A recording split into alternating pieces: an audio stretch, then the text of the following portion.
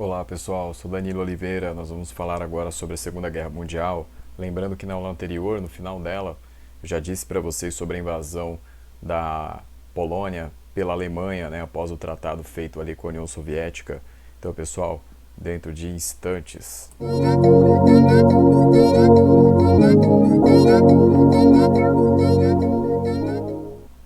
Bom, pessoal, então como nós falamos, né, a Alemanha, ela conseguiu então iniciar ali a sua ofensiva contra a Polônia.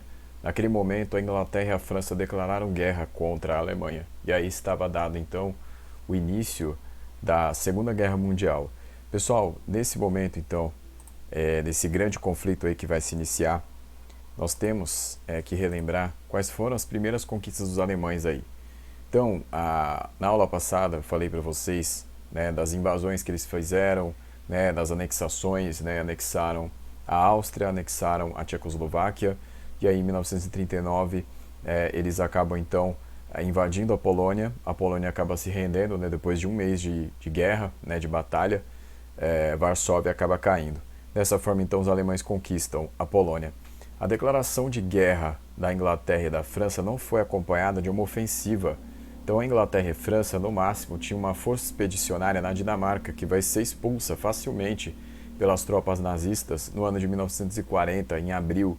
Então, pessoal, o Hitler teve de setembro a abril para organizar suas forças na Europa Oriental.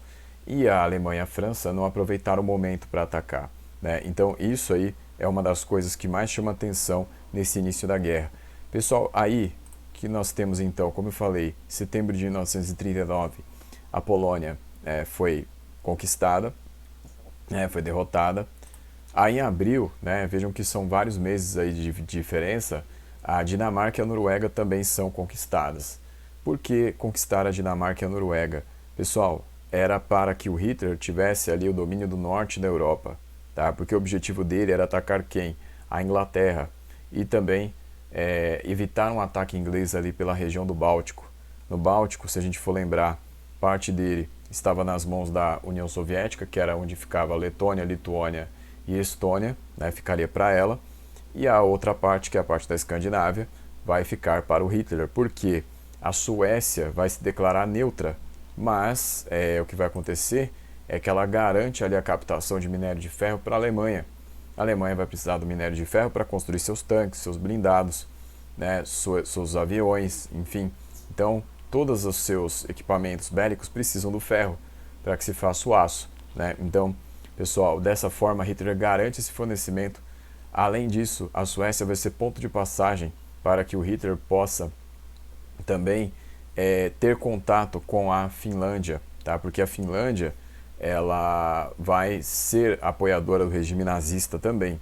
E aí, tendo a neutralidade da Suécia, a Alemanha pode então ali usar a Noruega, né, para poder então atacar a Inglaterra na parte aérea. Então, dessa forma, Hitler teve todas essas táticas aí envolvidas para a conquista do norte da Europa. Pessoal, então, o que vai acontecer? Então tá aí, ó, tá aí o mapa. Então, vocês podem ver ali, ó, essa é a região da Escandinávia, né? Então o que acontece? Eu vou grifar ali, ó, vocês estão vendo, ó, onde está piscando ali é a Inglaterra, né? É o Reino Unido, é a Grã-Bretanha, né? Que está ali, né, para ser atacada pelo Hitler.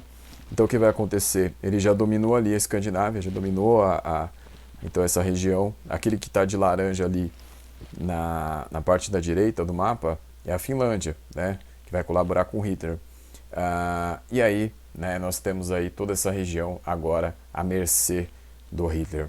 Pessoal, o grande adversário a ser batido na Europa continental, na parte ocidental, é a França.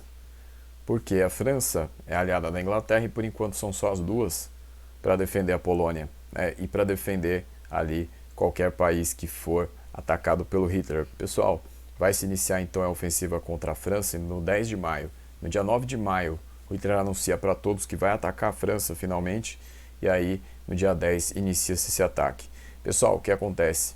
A França, pessoal, tá aqui o mapa. A França, pessoal, ela vai ser atacada em 3 setores ao mesmo tempo. São 3 ofensivas contra a França. É a ofensiva do Fedor von Bock, né, o general, um outro general que vai ser o Gerd von Rundstedt, que vai ser ali pela Floresta das Ardenas, um ponto onde os franceses jamais esperariam um ataque, porque eles achavam que aquele lugar era intransponível, né, que ninguém passaria por ali. E também, pessoal, o Ritter von Leeb, que vai atacar pela linha Maginot, que era um lugar fortificado. Havia várias bases ali para a defesa da França que ela também não esperava que fossem atacadas, né? Então, pessoal, a França ela vai receber esses 3 ataques ao mesmo tempo, né? Aí a partir do dia 10 de maio. O que vai acontecer, pessoal, é que a Alemanha vai atacar ali pela linha das Ardenas, né? Que é o Gerd von Rundstedt, com mais de 130 mil homens, tá? Com milhares de blindados, vai usar aviões, vai usar a tática da Blitzkrieg, que é a tática ali de fazer a guerra relâmpago. Então ela ataca com blindados, com infantaria, ataca com artilharia ao mesmo tempo e ataca com a aviação. Então, pessoal, é um ataque completo, é um ataque que deixa o inimigo desorientado e também serve para distrair certas regiões do inimigo. Por quê? Porque enquanto a Blitzkrieg, uma parte da tropa entra no país. Esse é o objetivo da Alemanha com esses ataques. Então, pessoal, ali o Ferdinand von Bock vai atacar a Holanda e Bélgica para cercar a França. Então vem o Gerd von Rundstedt, ataca a Floresta das Ardenas e o Ritter von Leeb vai atacar a linha Maginot. Então, pessoal, um ataque ali total contra a França. A França, pessoal, então vai pagar então pela questão de não ter atacado a Alemanha antes, né? Logo no início. E agora a Alemanha vem com esse contra-ataque total. Pessoal, quando os franceses começam a perceber que a França não vai aguentar a guerra, milhões de pessoas começam a abandonar Paris, por exemplo, né? O que se relata ali é que praticamente 8 milhões de pessoas começaram a deixar ali as imediações da cidade e fugir, né? Fugir para o sul, tentar fugir para outros países, mas era uma situação muito complicada, né? Alguns vão fugir para o norte da África. Então, pessoal, a Alemanha, né, vem aí com força total contra os franceses. Os franceses, quando são pegos ali pelas Ardenas, né? Então tá aí o mapa, aquela região verde ali, olha. Vocês estão vendo que está todo o ataque alemão acontecendo. A França tenta se defender, mas as Ardenas é que vão ser ali o calcanhar de Aquiles, né? Então vão ser atacados por ali. Pessoal, para vocês terem uma ideia, quando lá em Paris começaram a perceber que tudo isso ia piorar, começaram até a retirar as obras do Museu do Louvre, foram guardadas, foram escondidas. Por quê? Porque tinham medo do que o Hitler podia fazer com as obras do museu, né? Com toda aquela aversão que ele tinha pela arte que vinha sendo produzida, né? Aquela ideia dele de ressuscitar apenas o classicismo, né? E, enfim, aquela admiração que ele tinha pelas figuras greco-romanas. Então, o que ele faria com as obras do Louvre, né? Com parte delas? Então, os franceses tinham medo. Então começam a esconder essas obras, né? Como eu já falei, então a situação fica muito difícil. E aí, pessoal, dessa forma, né? Quando os ingleses ali que já estavam ali no continente, para poder defender a Bélgica, a Holanda, Luxemburgo e a França, percebem então que vão perder. E quando eles percebem isso, pessoal, eles vão fazer a famosa retirada de Dunkerque, né, que até virou filme. Se vocês forem procurar, tem um Dunkirk, que é um filme aí do Nolan, né, que fala sobre essa retirada, né, que foi a Operação Dínamo, né? Então a Inglaterra vai desesperadamente tentar tirar seus soldados do continente europeu, né, voltar para a ilha, ali para uma situação que poderia dar um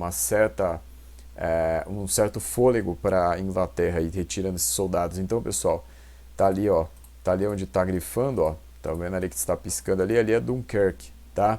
Então dali que vão ser retirados. Também vai ser relatado depois que o Hitler fez as suas linhas pararem mais ou menos ali o ataque para fazer uma marcha, na verdade fazer uma marcha lenta, para então ali não atacar de uma vez, né? Porque qual era a ideia do Hitler? Era fazer a Inglaterra se render depois. Essa era a ideia. Então era cercar a Inglaterra, né? Então, com a conquista da França, da Bélgica, da Holanda e de Luxemburgo, a Alemanha poderia então fazer a Inglaterra ser pressionada a se render, né? Então essa era a ideia. Os blindados alemães, esses blindados, pessoal, eles vão atacar aí a partir de Sedan, né, e vão invadir de vez a França, né? Então eles vão empurrando aí os franceses para dentro do seu território, cada vez mais, vão cercando, né?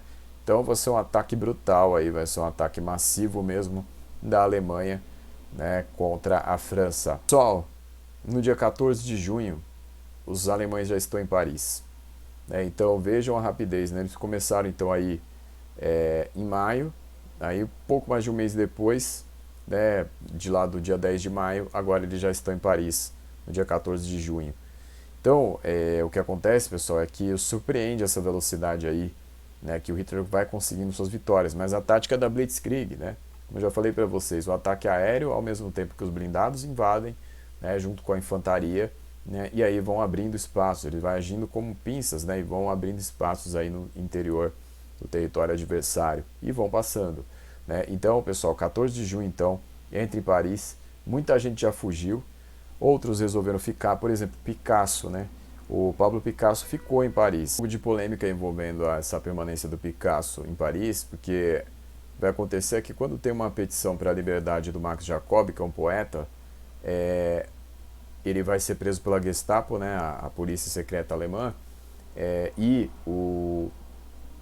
nessa petição o Picasso não assina, né? Então isso aí vai gerar bastante controvérsia, né? Mas enfim, ele vai ficar por ali. A Coco Chanel, né, que foi uma pessoa importante aí, né, da moda, ela nessa época aí, né, se descobriu recentemente que ela era uma espiã nazista, né? Então foi uma coisa que chocou bastante, né? E aí, enfim, e aí, pessoal, dessa forma então os alemães foram ocupando Paris, tá? Foram aí controlando a vida da cidade. Num primeiro momento a vida cultural foi fechada, mas depois ela foi se abrindo, mas tudo controlado pelos alemães, né? Os alemães iam começar a ditar o que ia ser mostrado no cinema, né?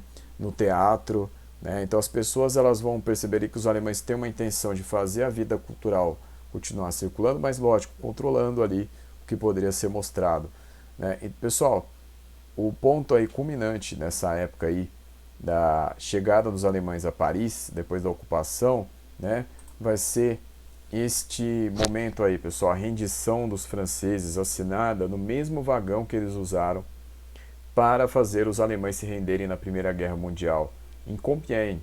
O Hitler fez questão, vamos a Compiègne para assinar lá o tratado. Da mesma forma, então, que aconteceu no fim da Primeira Guerra Mundial, só que dessa vez a França se rendendo, né? Então ele fez questão aí de fazer todo esse ritual, né? Pegaram lá o trem guardado no depósito para colocar lá em Compiègne e fazer então todo o ritual. Aí está a foto do Hitler em Paris, tá? Então aí na frente da Torre Eiffel isso marcava o triunfo, né? Então o que vai acontecer? Ele vai mandar preservar as obras de arte, vai mandar preservar os monumentos, né? Então aí a Torre Eiffel ficou de pé, né? Assim como outros tantos monumentos aí de Paris, porque o Hitler queria ali manter, porque boa parte aí dessas obras eram de arte classicista, né? Muitas delas eram de arte classicista, né? Então assim, isso interessava para o Hitler manter, porque ele tinha uma admiração pela arte clássica, né? Então ele vai manter. Pessoal, a França ocupada, o que vai acontecer, pessoal, é que uma parte dela vai ser ocupada diretamente pelos nazistas, que é essa parte em vermelho que vocês estão vendo, e a parte azul vai ser a Zona Livre, que a partir de 42 vai se chamar Zona Sul. A parte norte vai se chamar, então, dessa forma a partir de 42, porque até então era a zona ocupada. A capital da Zona Sul da França vai ser Vichy. A capital do norte vai continuar sendo Paris. Pessoal, quem foi que assinou para ficar assim? Foi este senhor aí que está do lado esquerdo da imagem. Ele é o Pétain. Tá, o Pétain foi o homem do exército francês aí que assinou. Então, pessoal, o que acontece é que vão acusar o Pétain de colaboracionismo com os alemães, tá? Vão acusá-lo de facilitar as coisas para os alemães. Então, assim, o que vai acontecer é que o Pétain, além disso, vai colaborar na entrega de judeus que estavam no sul da França para as tropas nazistas, né? Ele vai entregar. Então, o que acontece é que ele vai ser considerado um traidor pelos franceses. Ele foi um homem que lutou na Primeira Guerra Mundial, né, que esteve ali à frente das tropas e agora, né, estava traindo a França aí na visão de muitos naquela época, né? E claro, ali com base nessas situações, né, de facilitar aí essa colaboração com os alemães, né, de entregar os judeus, enfim, Petain depois vai ser julgado. Lá no link dos créditos, lá no crédito vai ter um link lá, uma matéria que vai falar sobre o destino dele, qual vai ser depois, né? Vocês podem ir aí para saber. Então, pessoal, aí nesse momento a Alemanha está, né, com a França dominada, né, em 22 de junho, aí a assinatura do tratado em Compiègne, a Inglaterra está cercada. Então a Alemanha tem a Bélgica, tem a Holanda, tem Luxemburgo, tem a França, a Alemanha tem o norte da Europa, né? Agora a Inglaterra está cercada, né? A situação da Inglaterra vai ficar dramática. Ela conseguiu tirar lá os 300 mil homens de Dunkerque, e agora vai ter que aguentar a ofensiva alemã, né? Então, o que vai acontecer, pessoal, a partir daí, né? O que vai acontecer com a Inglaterra? Vamos saber na próxima aula. Por enquanto é isso. Obrigado.